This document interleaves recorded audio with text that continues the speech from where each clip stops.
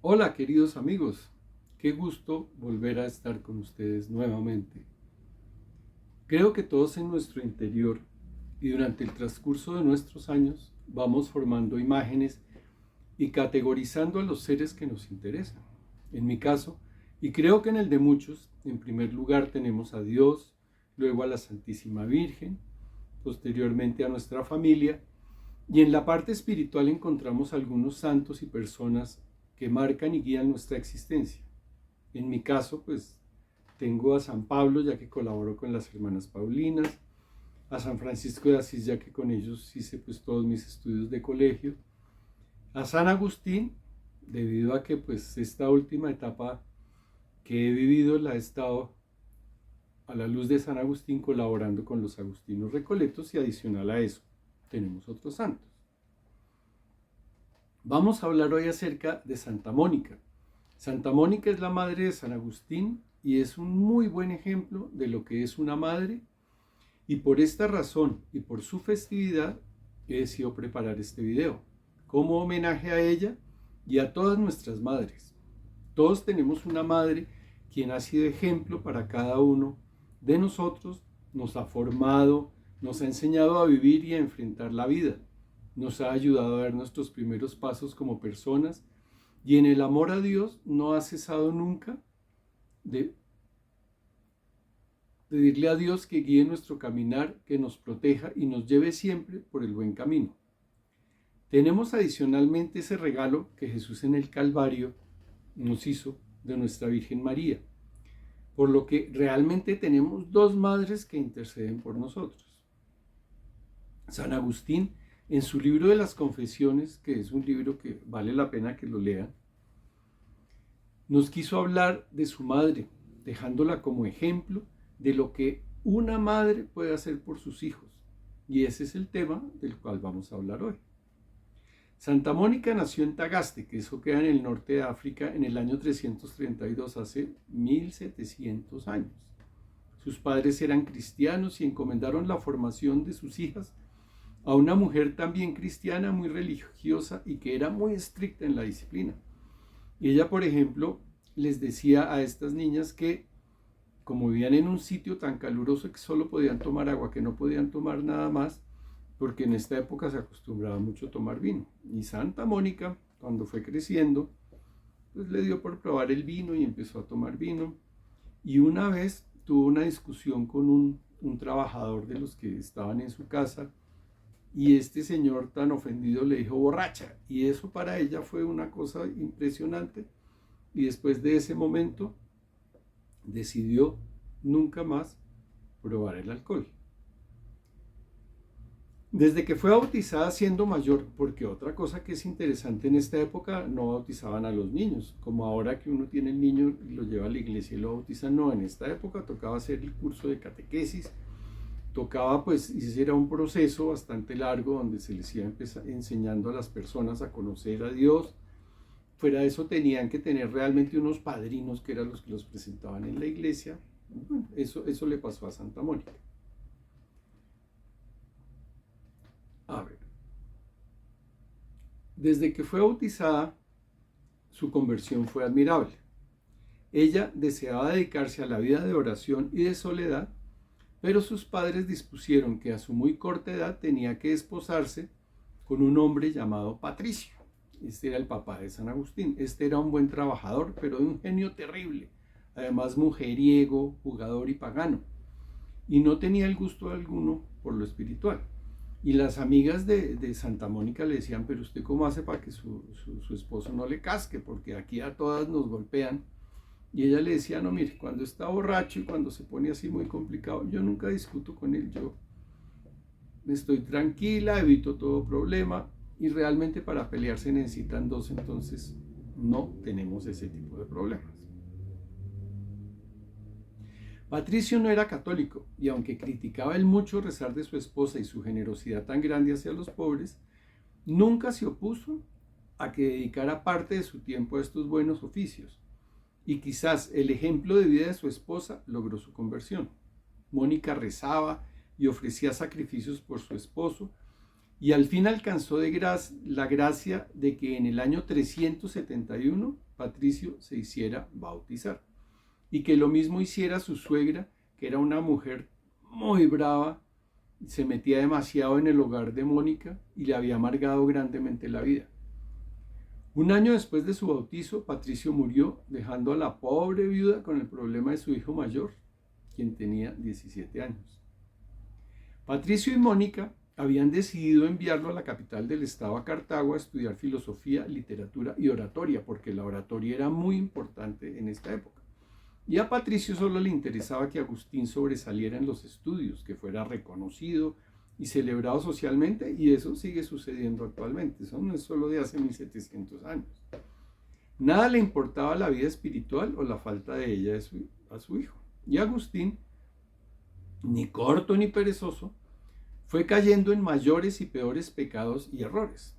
Entre los 16 y los 30 años, ¿sí?, vivió con una mujer cartaginesa, de la cual no se conoce su nombre, con la que en el año 372 tuvo un hijo.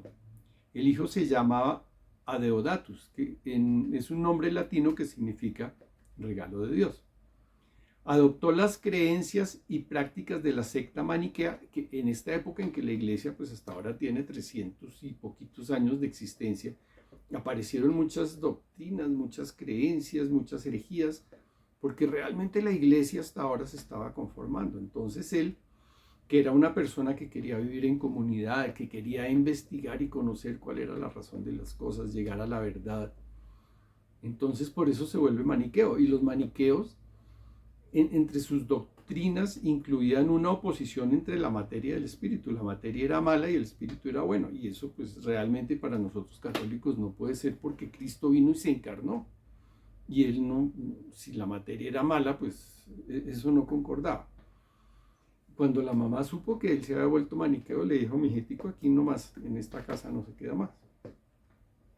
En cierta ocasión, Mónica le contó a un obispo que llevaba años y años rezando, ofreciendo sacrificios y pidiéndole a los sacerdotes que oraran y amigos que oraran por San Agustín y por su conversión. El obispo le respondió: esté tranquila, es imposible que se pierda el hijo de tantas lágrimas, porque la pobre mujer lloraba, bueno, pero fíjese en lo que pasó. Esta admirable respuesta le daba consuelo y la llenaba de esperanza, a pesar de que Agustín no daba la más mínima señal de arrepentimiento. Él seguía disfrutando de la vida. A los 29 años, Agustín decide irse a Roma a dar clases, porque él había empezado a dar clases en Cartago, pero Cartago era un problema, eso no le pagaban, los estudiantes no respetaban las clases, no iban, bueno, eso era un lío, y por eso decidió irse a Roma, y ya era todo un maestro en retórica.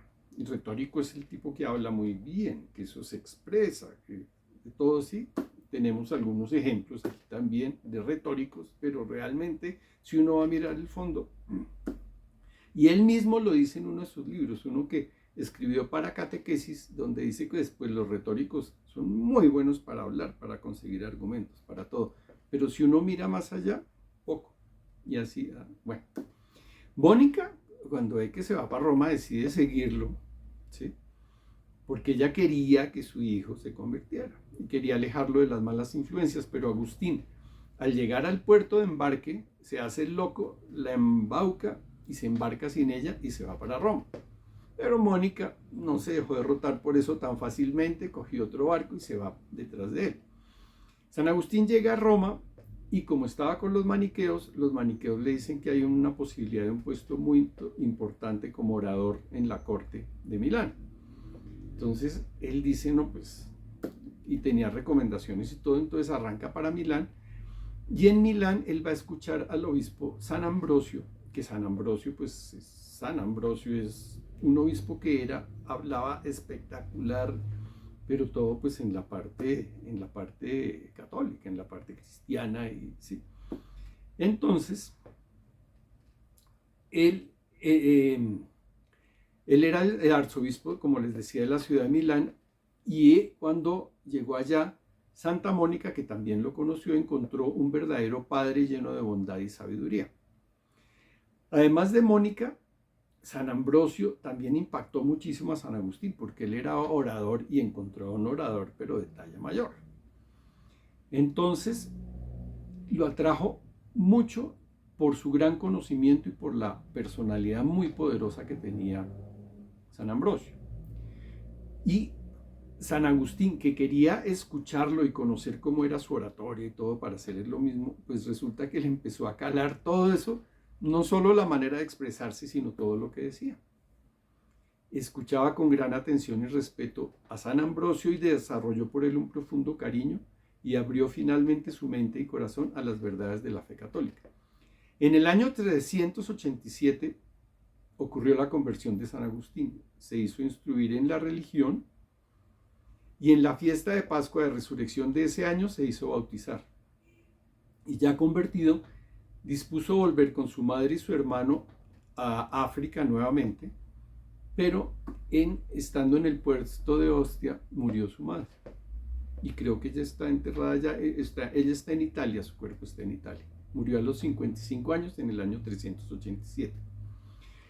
A lo largo de muchos siglos, miles se han encomendado a Santa Mónica, han encomendado a Santa Mónica a sus familiares más queridos y han conseguido conversiones admirables. Santa Mónica de Hipona fue una mujer de extraordinaria fortaleza y fe inquebrantable, pues ya les he contado todo lo que hacía detrás de San Agustín, y es la santa patrona de las mujeres casadas, madres y viudas. En una época en que la mujer estaba siempre y en todo caso relegada a un papel subalterno, obligada a vivir a la sombra de su marido, esta mujer excepcional supo sublimar el papel que le ha asignado la historia y la sociedad, convirtiéndose en un punto de referencia y símbolo para las mujeres y madres de todas las épocas. Podemos pensar que ese ejemplo de una madre que se quedó viuda siendo muy joven y con 3 hijos y los logró sacar adelante, eso es que yo creo que hemos visto mucho y aún a veces con personas en nuestra familia. Y por esto seguramente somos capaces de darnos cuenta de cuánto coraje, cuánta fuerza necesita una madre para sacrificar su propia vida, para emplear cada momento de su existencia solamente y exclusivamente para el cuidado del bienestar de un hijo. Y no pensemos solo en el bienestar del cuerpo, sino también y sobre todo en el del espíritu del alma, que sobre todo en los más jóvenes está constantemente perturbada por pensamientos y estímulos que no siempre son comprensibles ni para los mismos jóvenes. Santa Mónica, que no era otra que la madre de San Agustín de Hipona, uno de los más grandes hombres de fe de todos los tiempos, filósofo, teólogo, obispo y doctor de la iglesia, imagínense eso que le tocó y a quién le tocó ayudar a que se convirtiera. Y San Agustín, a raíz de eso, pues también en su libro de las Confesiones escribió algunas cosas respecto a su madre. Y dice, por ejemplo, desde mi más tierna infancia llevaba dentro de lo más profundo de mi ser el nombre de mi Salvador, vuestro Hijo. Lo guardé en lo más recóndito de mi corazón, y aun cuando todo lo que ante mí se presentaba sin ese divino nombre, aunque fuese elegante y estuviera bien escrito e incluso repleto de verdades, no fue bastante para arrebatarme de vos. ¿Sí? Y luego también escribió y sobre su madre, de la cual dice que fue deudor, le dice, a ella le debo todo lo que soy. Ella me engendró, sea con su carne para que viniera a la luz del tiempo, sea con su corazón para que naciera a la luz de la eternidad. Madres, cuando necesitan alguna ayuda, pidan la intercesión de Santa Mónica. Muchas lo han hecho con muy buenos resultados. Y como dice Francisco, por favor, oren mucho y oren por mí. Muchas gracias y muchas bendiciones para todos.